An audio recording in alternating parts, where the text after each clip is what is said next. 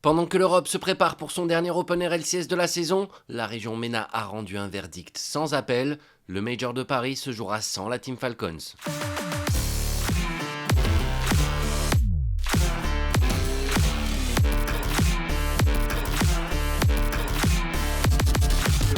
Bonjour à toutes et à tous, bienvenue dans Pinch, votre émission qui traite l'actualité e-sport Rocket League. Dans ce numéro 85, on revient sur les fins de saison en Amérique du Nord, au Moyen-Orient où l'inimaginable s'est produit, en Océanie où il s'est passé des choses également, et en Afrique subsaharienne.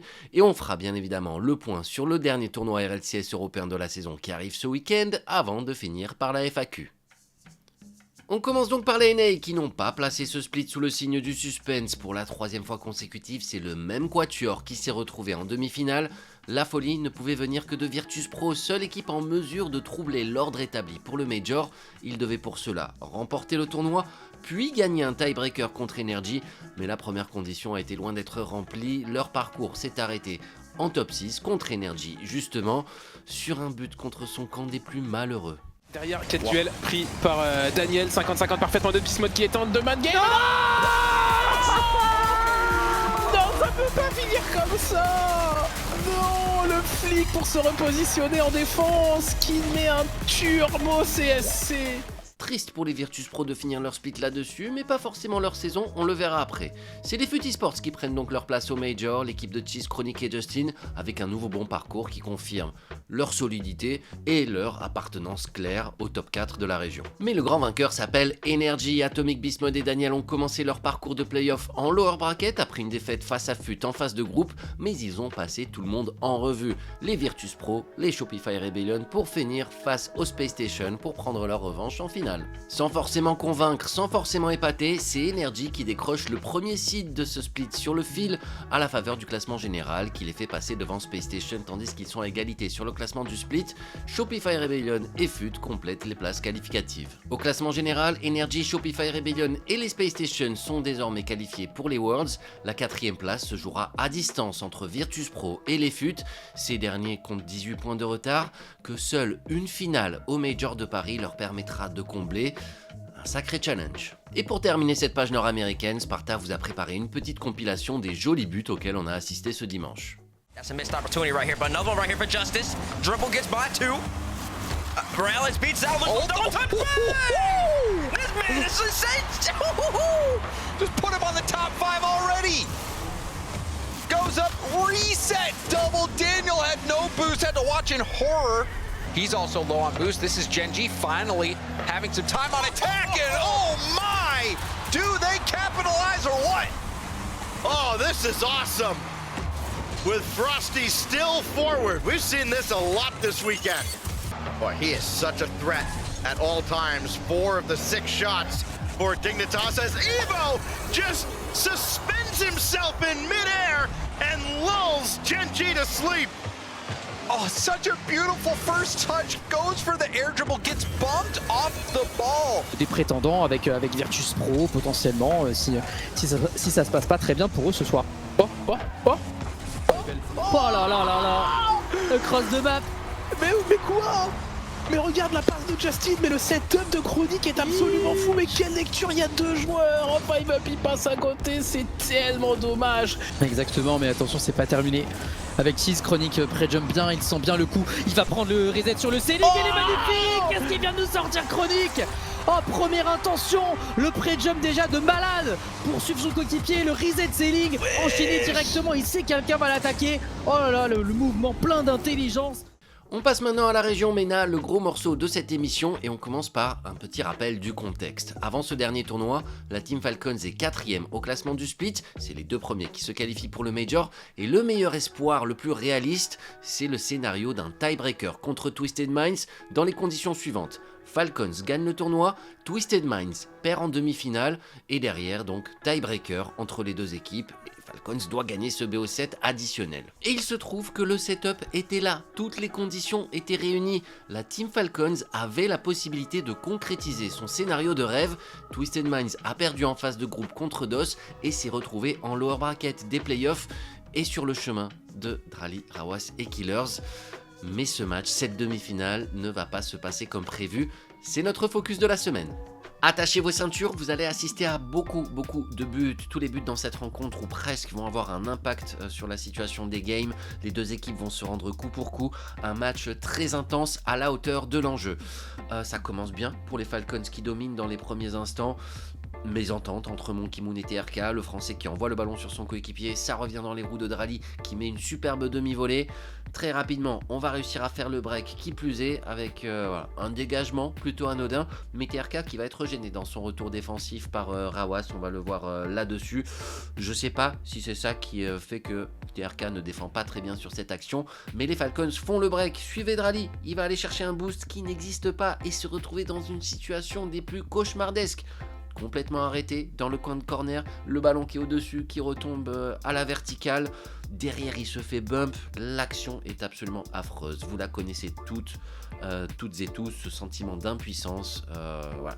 Les Twisted Minds reviennent à 2-1 et vont commencer à inverser le momentum de la rencontre. Là, une phase de pression, je vous ai mis que la fin, mais c'est des double commits qui vont s'enchaîner, qui vont finir par créer la faille, l'ouverture dans laquelle vont s'engouffrer les Twisted Minds. Et cette première manche va se jouer en overtime. Le but de la victoire, c'est un kick-off goal, tout simplement. 9 secondes de prolongation, on a gagné le kick-off côté Twisted Minds et derrière, on a été extrêmement agressif. Cette démolition-là de TRK sur Killers, c'est elle pour moi qui fait la différence. Et celle-ci était risquée parce qu'il fallait se mettre hors de position pour aller la chercher. Les Twisted Minds prennent donc la première manche et ouvrent le score dans la deuxième sur une intervention de Drali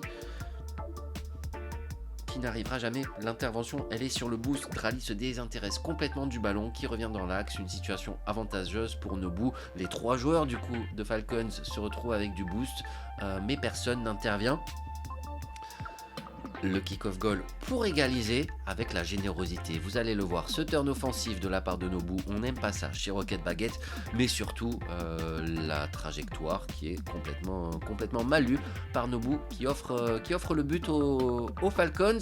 Derrière, il va se rattraper avec cette action individuelle qui commence par un bel enchaînement, une belle conduite de balle, un bump, mais regardez Rawas et Drali, vous l'avez vu là, sinon je vous invite à rewind, la collision, le bisou entre les deux qui abandonne complètement Killers à son triste sort.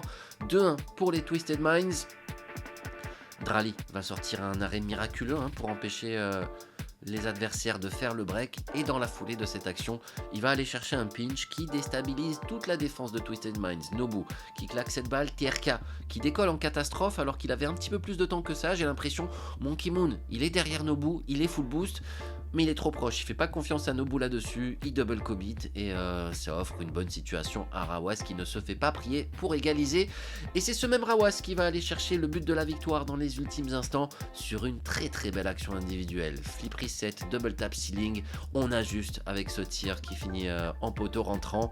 Le but de la victoire pour les Falcons, plutôt beau, pas grand chose à dire là-dessus, c'est magnifiquement exécuté et les Falcons égalisent. Nous avons une série, on part en game numéro 3 qui commence avec ce duel remporté par Nobu face à Drali. Là le Marocain, il joue le coup pas naïvement, mais il joue le coup en dilettante, il joue le coup un petit peu trop facile pour battre Nobu. Killers, il est très proche de Drali, mais il s'attend pas à ce que ce challenge soit perdu de la sorte, je pense. 1-0 pour les Twisted Minds, mais on va réussir à réagir avec, il y a une bonne démolition. La défense de Twisted Minds est un petit peu en pagaille avant de se déployer, mais elle ne se déploie pas dans le but en fait. TRK qui va aller chercher le boost là-bas, bonne démolition de la part de Drali, on l'a vu également, ça fait un partout, et Rawas va réussir une nouvelle action individuelle pour offrir le but de l'avantage à son équipe. C'est lui qui tire de là, et derrière il feinte un peu TRK et il vient chercher le bump sur le dernier défenseur. Ça fait 2-1 pour Falcons. Récupération, dégagement et but. Drali va être trop court là-dessus, il n'a plus de boost.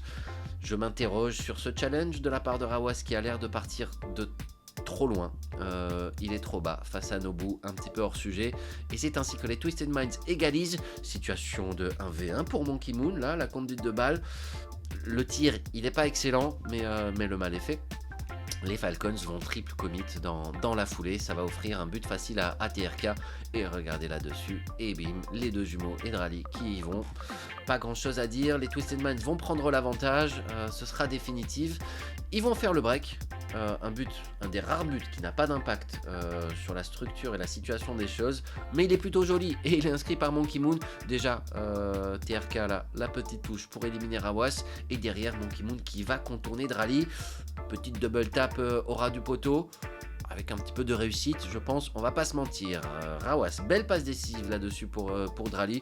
Il profite d'une touche de balle un petit peu aléatoire là, de la part de Monkey Moon, on la voit, et derrière, il s'adapte bien pour offrir une belle passe D. 1-0 pour les Falcons dans la game numéro 4.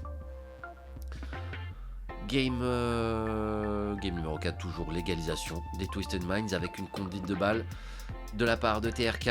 Drali, il est battu, et derrière, le double commit entre Killers et Rawas. Non, ils sont pas censés faire ça là-dessus, c'est problématique. Si même entre les jumeaux, ça double commit comme ça, sur une situation presque anodine, et c'est qu'il y a vraiment des choses qui ne vont pas dans ce collectif des Falcons, qui cependant va aller chercher le but de l'avantage avec un bon travail là de la part de Killers. 2-1, l'égalisation de Nobu à 2 partout. Cette game numéro 4 est très serrée, très disputée. Killers, qui essaie de ressortir. Drali, une nouvelle fois, en manque de boost derrière. C'est une constante, hein. Le Marocain et les ressources. La superbe intervention de Rawas, qui va enchaîner direct après s'être rétabli sur le backboard. Et c'est lui qui fait tout, une nouvelle fois à Rawas, pour offrir le but en or pour la Team Falcons, qui va chercher la victoire. Il a tout fait, il permet à son équipe d'égaliser de partout dans la série. On part sur le parc de Paris où ça défend pas. Drali et Rawas se regardent. Drali a du boost, il est au premier plan. Rawas est en deuxième ligne, il n'a pas de boost, mais personne ne se comprend là-dessus. Au final, personne n'intervient pour le but du 1-0. Il y aura un deuxième but, et dernier dans cette game numéro 5, c'est celui-ci de la part de TRK. Donc un but pour faire le break, donc qui n'a pas d'impact techniquement sur l'issue de la rencontre, mais il est magnifique. C'est le plus beau but de la série. TRK, il est très très chaud. On part sur Neo Tokyo pour la game numéro 6. Les premières balles de match sont pour Twisted Minds, et c'est eux qui vont réussir à ouvrir le score. Voilà, un dégagement de la part de Killers, une sortie de balle compliquée. Il y a Monkey Moon qui est en train de ramoner Rawas. Nobu qui est là à la finition. Ça fait un partout. Et Killers va faire une des rares différences qu'il a réussi à proposer au cours de cette série. Ça permet à Rawas de marquer. Il élimine TRK dans un premier temps. Il va aller chercher le bump sur Monkey Moon. Et Rawas qui amortit cette balle pour prendre Nobu à contre-pied. C'est bien joué pour l'égalisation de la Team Falcons. On va assister à leur but de la victoire, parce qu'on va partir sur Champions Field dans quelques instants. Là-dessus, c'est TRK qui en fait un petit peu trop. Il y a une première touche pour envoyer le ballon dans la course de Rawas, alors que Nobu était au sol, je pense, peut-être plus à même de la jouer. Et là, pareil, on a Nobu qui revient en premier poteau, et TRK qui envoie ce ballon au deuxième. Une passe pour Rawas, une passe pour Killers. TRK s'est rappelé au bon souvenir des saisons précédentes. On part sur Champions Field et TRK se rappelle de la situation. TRK, il a une revanche à prendre face à l'équipe qui l'a kick, face aux jumeaux qui étaient ses coéquipiers, bien aidé par Monkey Moon qui s'occupe une nouvelle fois de Rawas. TRK va aller chercher l'ouverture du score. Le deuxième but, il sera pour les Twisted Minds également, avec un Nobu très combatif, très actif là-dessus, qui va aller remporter tous ses duels face aux joueurs de Falcons. Notamment face à Drali qui va faire une nouvelle intervention un petit peu douteuse là-dessus. Ça va être la dernière de cette rencontre. Voilà, il empêche Rawas d'intervenir. Est-ce que ça aurait changé l'issue de cette action? Je ne sais pas. Toujours est-il que c'est là. Ensuite, Drali, il part avec pas mal de boost, mais la conduite de balle, elle est approximative. Nobu vient récupérer et inscrire le dernier but de cette série. Tout seul, on finit sur cette game numéro 7 sur le score de 3-0. Les Twisted Minds s'imposent 4-3. Les Twisted Minds s'imposent 4-3, c'est ma conclusion. Rally Rawas et Killers n'iront donc pas au Major de Paris après un split numéro 2 cataclysmique pour une équipe de leur trempe composée de 2 finalistes des Worlds 2025 et du meilleur joueur désigné de l'année 2025. Leur prochain rendez-vous à l'international, c'est l'eSport World Cup en août, puis les Worlds en septembre.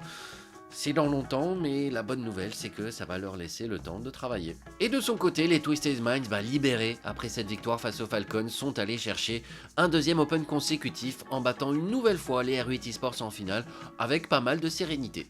Monkey Moon, TRK et Nobu décrochent donc le premier site de la région pour le Major. Les R8 Esports d'Abdullah Razi et Twiz les accompagneront à Paris. Et les Falcons ne sont même pas seuls à la 3ème place, ils sont à égalité avec les Stallions. Au classement général, Twisted Minds prend le contrôle et relègue Falcons à la 2ème place. Et attention, les R8 Esports pourraient leur shipper tout comme les FUT Esports en fonction de leur performance au Major. Leur objectif, c'est de prendre les 24 points qui accompagnent une place en finale, et c'est pas gagné. On finit cette page MENA avec un petit best-of des jolis buts inscrits ce samedi. Ouais, Nobu derrière, il est éliminé, ça laisse TRK tout seul, il peut pas se jeter sur cette balle. Nush, il va avoir son reset. Il le prend sur le ceiling, le joueur de la Team Stallions. Il vient éliminer TRK avec une balle très puissante et il va cadrer tout ça avec son flip reset. Magnifique égalisation. Razi ne la touchera pas, ça 20 Morsen, c'est complètement fou. On a un sang-froid impressionnant dans la défense de R8 et offensivement la moindre faille est punie. Oh Razi, mais quel backflip! Il la touche, il se tourne et hop là, ça freestyle bien sur des joueurs absolument fous. Le retour de Nader, la passe ici pour venir trouver Morbed, elle est absolument magnifique. Abdullah qui a sauté. Le corner reset, c'est finalement la passe. Ils sont trop forts. Oh là là, c'est quoi ce niveau de jeu, Razorback? Ah, ils sont chauds les bougs. Le corner read flip reset pour faire la passe au second poteau. Morbed qui arrive lancé. Poussé vers l'avant, Abdullah pour le contrôle. Ah, il va au ceiling, il a son reset récupéré. Est-ce qu'il veut terminer? C'est quasiment un pancake à la fin, mais c'est une folie. Qu'est-ce qu'il vient de nous sortir, Abdullah? Mais c'est qui ce mec? Oh mais exceptionnel, flip reset derrière, on va chercher le dunk. Wow. Ah, c'est propre. On file maintenant en Océanie où 3 équipes étaient en course pour une seule place qualificative. Power, CB Bulldogs et Wildcard se tenaient tous les 3 en un point. Tout allait se jouer dans ce dernier tournoi, où les Wildcards ont tiré leur épingle du jeu. Après 2 finales perdues au cours de ce split, la 3ème sera la bonne. Tout a commencé en upper bracket avec cette victoire importante face à Power qui les met du bon côté du bracket final. De l'autre, justement, les Power ont dû batailler en game 7 face aux CB Bulldogs, les vainqueurs de l'Open numéro 5. Et derrière, donc, tout s'est joué dans cette finale dominée et remportée par Wildcard sur le score de 4 manches à 2.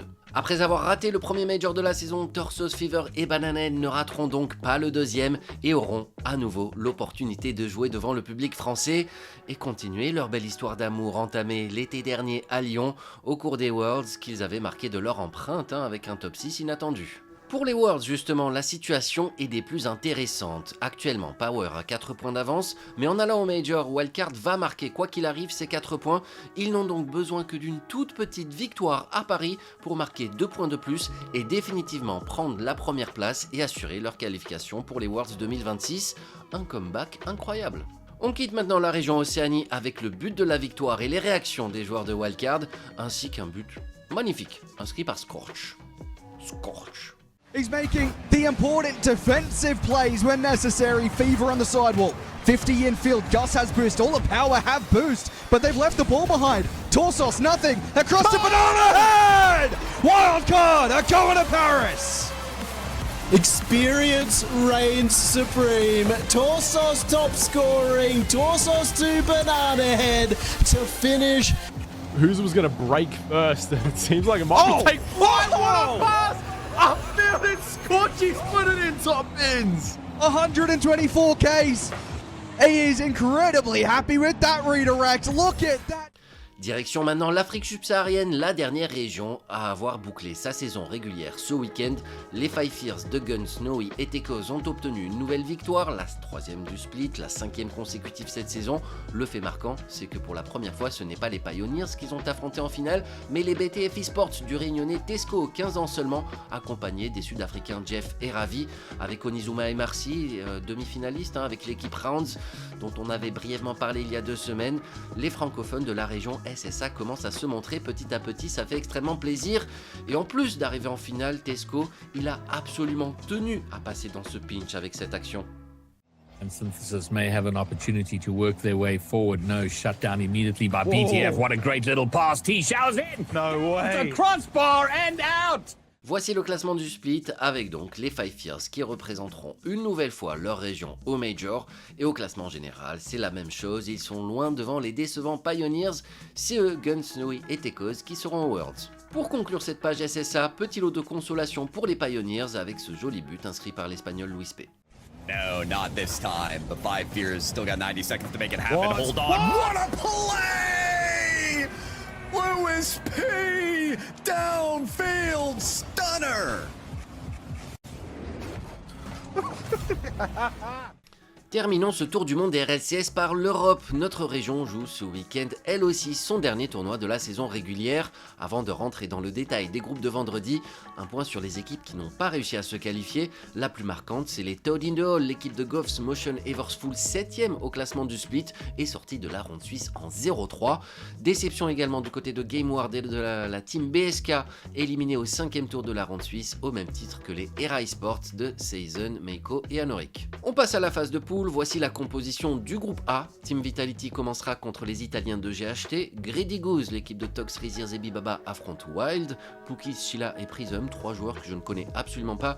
GK, qui s'est à nouveau attiré les foudres de la communauté en se séparant de son coach XO, mais qui est sorti 3-0 en ronde suisse, affrontera les Novos de Duke, Rezi et Nico, qui prend la place d'Achronic, ce qui signifie que les Novos ont perdu tous leurs points.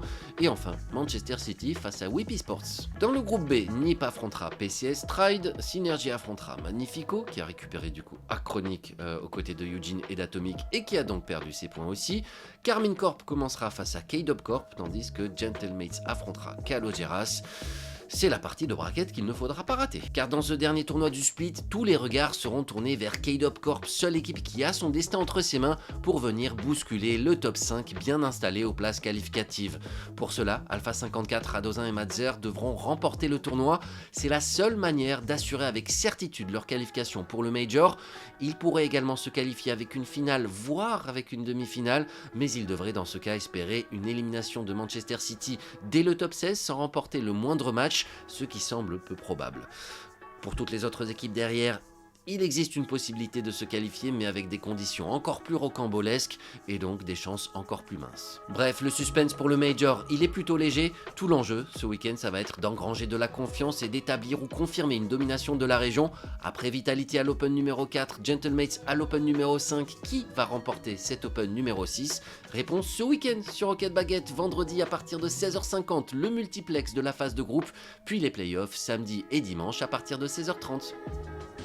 Avant de passer à la FAQ, on fait un petit tour du côté de la FIFAI, car la semaine prochaine, l'équipe de France de Rocket League revient pour le coup d'envoi de la FIFA Nations League, une nouvelle compétition en ligne qui fait office de circuit pour se qualifier à la Coupe du Monde. Et oui, le tenant du titre doit quand même faire les qualifs pour défendre son propre titre. Rocket Baguette aura bien entendu le plaisir de vous diffuser tout ça, ce sera mardi, mercredi et jeudi à partir de 19h. Mardi, phase de groupe au cours de laquelle l'équipe de France va affronter en 7-2-2 l'Ukraine, le Luxembourg et la Grèce. Mercredi et jeudi, play-off en bracket à élimination unique. L'enjeu de ce premier tournoi, il n'est pas vital, il faut juste aller le plus loin possible pour marquer le plus de points possible. Je ne peux pas vous en dire beaucoup plus pour le moment. Si jamais vous regardez ce pinch mercredi, le jour de sa sortie, eh bien sachez que ce soir, sur le Baguette Flash, mercredi 22 avril, on recevra le coach de l'équipe de France qui expliquera tous les détails du projet. Et puis si jamais vous regardez ce pinch jeudi, n'hésitez pas à rechercher, sinon on en reparlera dans les prochains pinch. Vous saurez tout, quoi qu'il arrive, tôt ou tard. Voilà pour la partie actualité, on passe maintenant à la FAQ, mes réponses aux questions que vous avez posées en commentaire du pinch précédent. OxyRL, on m'a dit que lorsqu'on achète un billet pour le Major, on obtient un titre spécial et le Rocket Pass, comment les récupérer? On t'a dit, mais est-ce que tu as vérifié tes sources? Si jamais il y a des cadeaux, vous les recevrez soit sur votre boîte mail, celle que vous avez utilisée pour acheter vos billets, soit directement en main propre sur place, pas d'inquiétude. God Wonderful, pourriez-vous mettre les podcasts audio de vos interviews et pins sur Spotify? On le faisait avec le Baguette Flash jusqu'en 2024, mais on a arrêté parce que ça fait pas suffisamment d'écoute, tout simplement. On reçoit des messages comme ça de temps en temps, merci de ton intérêt, mais malheureusement, vous n'êtes pas suffisamment à présenter cet intérêt. Nidekel, y aura-t-il un Last Chance Qualifier en août comme l'année dernière cette année? Oui, ce sera cet été, peut-être en juin, juillet, août, je sais pas, mais il y en aura un. Vibe 109, les casters doivent-ils être impartiaux quand deux équipes FR jouent ou peut-il y avoir des sous-entendus? C'est toi le sous-entendu. Les casters se doivent d'être objectifs. Les casters doivent dire la vérité. Si une équipe joue bien, ils doivent dire qu'elle joue bien. Si un joueur ne joue pas bien, ils doivent dire qu'il ne joue pas bien. Ensuite, ils peuvent avoir des préférences. Et ça, ils sont libres de les exprimer ou non. Après, concrètement, d'après les fans Mate, on déteste Mate. D'après les fans cassés, on déteste Karmine Corp. D'après les fans Vita, on déteste Vitality. Donc à partir de là, je pense que tout va bien. Luca Begadoisi, Setu et Mist, l'ancien coéquipier de First Killer, il a arrêté en 2024 après sa saison avec Garedji et Driz, et depuis plus de nouvelles. Ouais, je pense qu'il a pris sa retraite après la saison RLCS 2024. Overstorm, as-tu des infos sur le Salt Mine 5? Parce qu'il me semble qu'il avait été annoncé. Il n'avait pas été annoncé, il n'y a pas d'infos, il n'y a pas de Salt Mine nouvelle édition qui soit prévue. Et deuxième partie de la question, j'ai déjà répondu. Et voilà pour cette FAQ, merci à vous pour vos questions. Si vous en avez d'autres, n'hésitez pas en commentaire de cette vidéo et je les traiterai la semaine prochaine. Et c'est tout pour cette émission, merci de l'avoir regardée, j'espère qu'elle vous a plu. N'hésitez pas à suivre l'ensemble de nos réseaux, Rocket Baguette, pour tout savoir sur l'eSport Rocket League. Mais vous faites déjà ce qu'il faut pour tout savoir sur l'eSport Rocket League, puisque vous regardez ce pinch jusqu'au bout. Allez, à très vite, prenez soin de vous.